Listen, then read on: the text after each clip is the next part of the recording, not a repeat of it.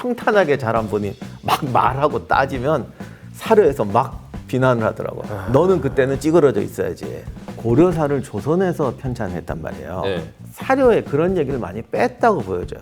그러니까 사찰이 고려시대처럼 흥했다는 건 상업이 굉장히 활발했다는 것. 동시에 상공업에 대한 국가 통제가 조선보다는 느슨하다는 거예요. 세상을 너무 편협하게 본다는 거예요. 그런 부분을 깨트리기 위해서도 고려시대 전쟁사는 중요한 것 같습니다.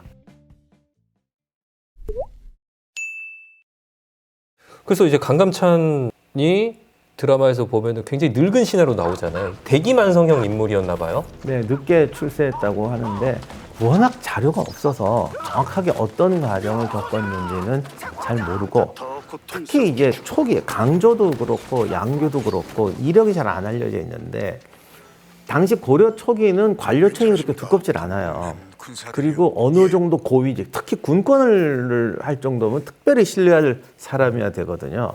그러다 보면 왕실하고 가까운 사람일 가능성이 되게 높고 정확하게 알 수가 없습니다. 고려 시대 때는 호족들이 많이 이제 세력을 형성하던 시기였는데 강감찬도 어떤 특정 세력의 호족 출신이었다든지 이런 기록이 남아 있는 게 없나 봐요. 네, 없어요. 당연히 어느 정도 레벨이 되는 분이었겠죠. 집안 레벨이 있어야 되니까. 그런데 임진왜란 때도 그렇고 병자호란 때도 그렇고 전쟁이 나면 꼭 그런 일이 생기는데, 고려 때만 고려 초기만 해도 이 고위층은 되게 이 집안이 좁다고요. 그러니까 말씀하신 호족이라고 할 수도 있고 만 그런 집에서 어느 정도 오는데, 그래도 전쟁이 나면 뭔가 적극적으로 하고 움직이는 사람들은 한 단계라도 밑에서 온 사람들이 뭔가를 하지. 최상위 쪽에 있던 사람들은 그 뭐 이렇게 전쟁 나고 난세가 나면 꼼짝을 못 하더라고요. 어떤 사회든 상층에도 계단은 있잖아요.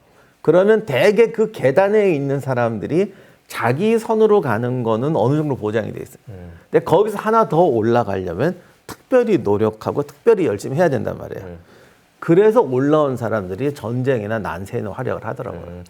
고려 거란 전쟁도 보면 이제 기득권 있는 이제 고위 관료들은 차라리 거란이랑 화친을 하자 그렇게 좀 주장을 하고, 상대적으로 이제 기반이 없어 보이는 강감찬은 오히려 싸우자, 주전파처럼 묘사가 되는데 뭐 물론 그것도 정확한 당시 역사적 기록은 없었겠지만 방금 소장님 말씀대로 한다면 근거가 있을 수도 있는 거네요. 네, 그게 항복하자 싸우자로 의견이 갈리는 것까지는 좀 심한 것 같은데, 누가 이 역할을 맡을 거냐, 그런 부분에서는 역시 적극적으로 움직이는 사람들이 하더라고요. 최고위층보다는 열심히 하면서 온갖 거 다 해본 사람 한 명, 이런 식으로 팀이 짜지더라고요. 근데 갑자기 뭐 전쟁이 난다거나 막 이런 어려운 상황이 왔어요.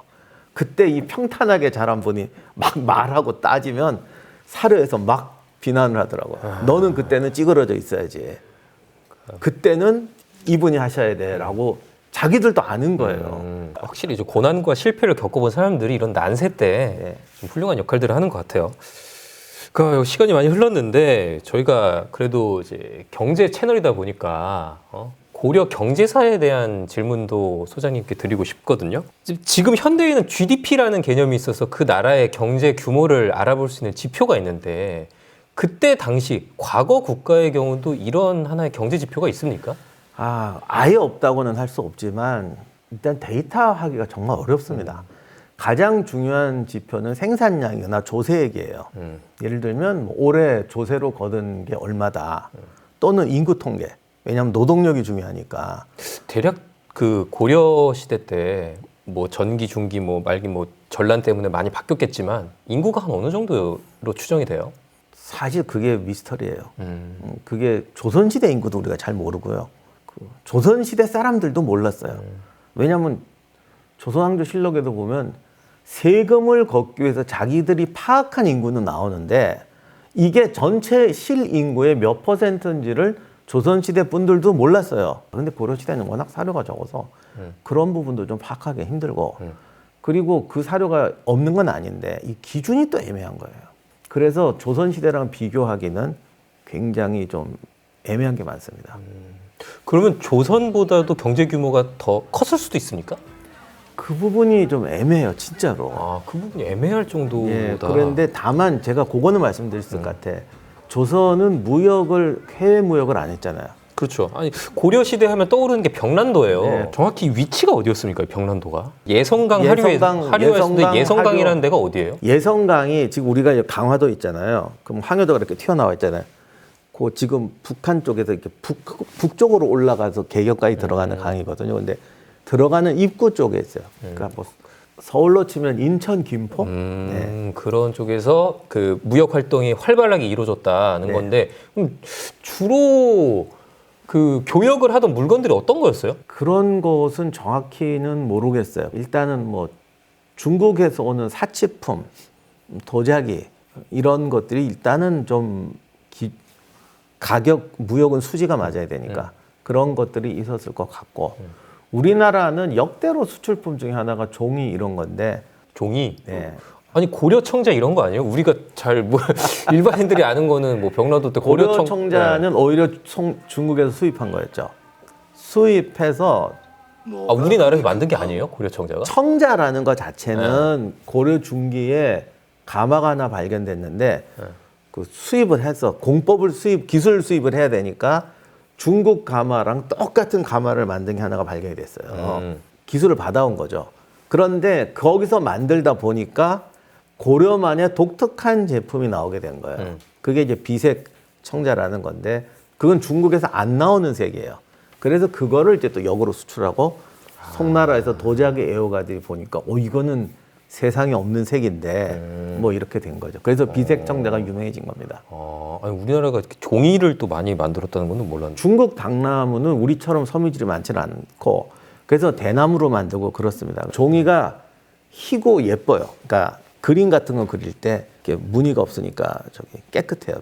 근데 우리나라 당나무가 워낙 섬유질이 많아가지고 그런 섬유질을 가니까 질기고 두껍죠. 그래서 우리나라 종이가 이제 기름 묻히면 우비도 되고 이동식 돗자리도 되고 심지어는 갑옷도 만들고. 그러니까 우리나라 종이는 어떤 책을 만드는 데보다는 다른 뭐 옷이라든지 이런 기능적인 다른 데 쓰이는 걸로 많이 썼던 건가요? 책에서도 지금도 그렇습니다. 이게 굉장히 오래가고 튼튼해요. 그러니까 장기 보존해야 되는 책으로서는 또 인기가 좋았어요. 저종이가 지금도 500년을 간다고. 지금도 아마 제가 알기로는 지적도를 한지로 쓸 거요. 그럼 우리가 이제 수출하던 건 그런 물건이었고 주로 수입하던 건 어떤 거였어요? 역대로 중국에서 수입하던 거는 도자기, 비단, 특히 무늬 있는 고급 비단, 뭐 이런 것들 많았습니다. 고려 시대 때 병란도도 있고 국제 무역이 활발했고 이런 것들을 보면 그래도 고려가 조선보다는 좀 상업이 더 발달한 나라 아니었나 이런 생각이 들더라고요. 그런 부분이 좀 있는데 이게 좀 제일 문제가 되는 게 고려사를 조선에서 편찬했단 말이에요. 네. 그런데 꼭 이거는 사료 왜곡이라기보다는 전 왕조의 역사를 쓸 때는 전 왕조의 문제점을 써서 우리는 이거를 고쳐서 우리는 이런 식으로 한다. 이렇게 하는 목적이 강해요. 그런데 조선은 그 고려 후기에 몽골과의 교류 뭐 이런 것들이 있으면 그러니까 아무래도 근데 외국과 교류를 하면 좋은 일만 있는 건 아니지 않습니까? 그래서 사료에 그런 얘기를 많이 뺐다고 보여져요. 우리가 흔히 알기로 조선은 좀 상업을 좀 억제하고 국제 무역은 특히 싫어하고 예. 그러다 보니까 고려사에서 그런 이야기를 뺀 것 같아요. 왜냐하면 상업과 국제 무역이 발달하게 되면 일단 신분제가 요동을 해요. 아무래도 신분 상승하는 건 뭐 이건 세계사의 공통인데 돈을 벌면 신분이 해방되고 거기서 돈을 더 벌면 위로 올라오는 거죠. 일종의 뭐 자본가 계급이 생기고 네. 그리고 나중에 시대가, 그들이 권력을 잡죠. 이렇게 되니까 조선은 신분제를 고정시키는 거를 굉장히 중요한 국가의 국시로 삼았기 때문에 무역 이런 걸 끊어야 됐고 그러다 보니까 고려시대 사료에서 그런 걸 많이 빼놓은 것 같습니다. 그 당시에 백성들은 주로 어떤 경제 활동을 했습니까? 아무래도 농사가 그래도 중심이었겠죠? 이제 여기서 이제 제일 문제가 이제 상업의 문제인데요. 기본적으로 고려도 농업 중심인 건 맞습니다. 고려 시대 상업과 관련해서 제일 주목되는 것 중에 사찰들의 활동이에요. 우리가 흔히 불교 국가라는 건 종교적 의미로만 이해하는데 실제로 두 가지 의미가 있습니다. 하나는 사찰이 국가 기능을 대행합니다.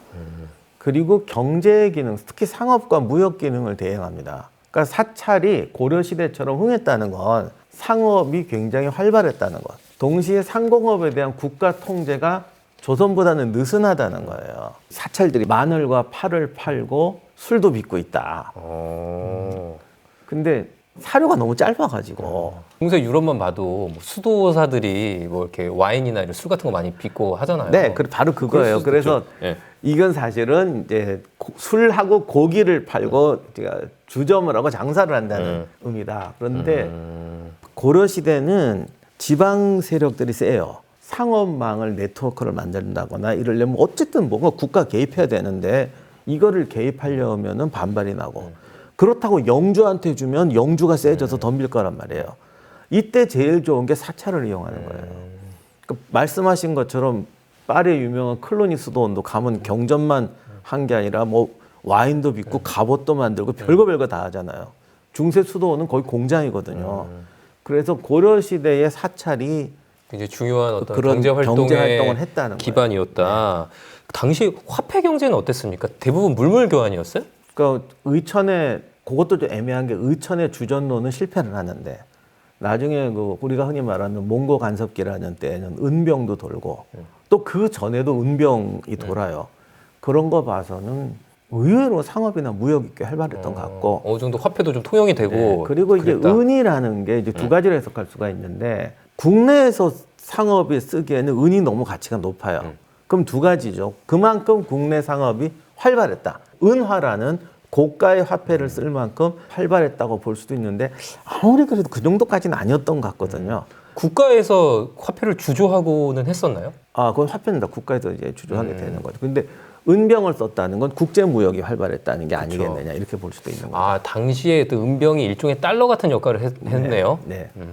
알겠습니다. 이렇게 고려사에 대해서 우리가 알고 있는 것들이 참 많지가 않습니다. 조선 역사에 비해서 좀 덜 알려진 듯한 느낌인데 그 아무래도 이유는 좀 조선에서 많이 좀 기록이 소실되고 이래서겠네요. 소실도 됐고 특히 상공업 분야는 별로 쓰고 싶지 않았던 게 확실한 것 같아요.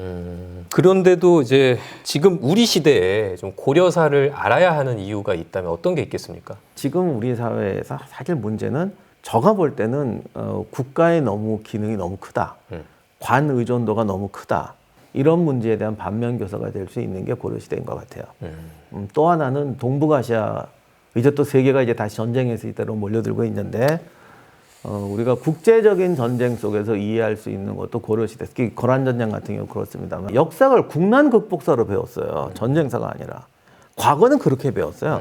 국난 극복. 그렇죠. 우리가 다 함께 뭉쳐야 되고 막 그런 네. 것들을 좀 주입시키는 경우가 있었죠. 거란 전쟁이라는 건 동북아의 거대한 사건이었고 병자하느라도 마찬가지인데 왜 우리는 국난 극복이라고 얘기를 하냐고. 그만큼 세상을 너무 편협하게 본다는 거예요.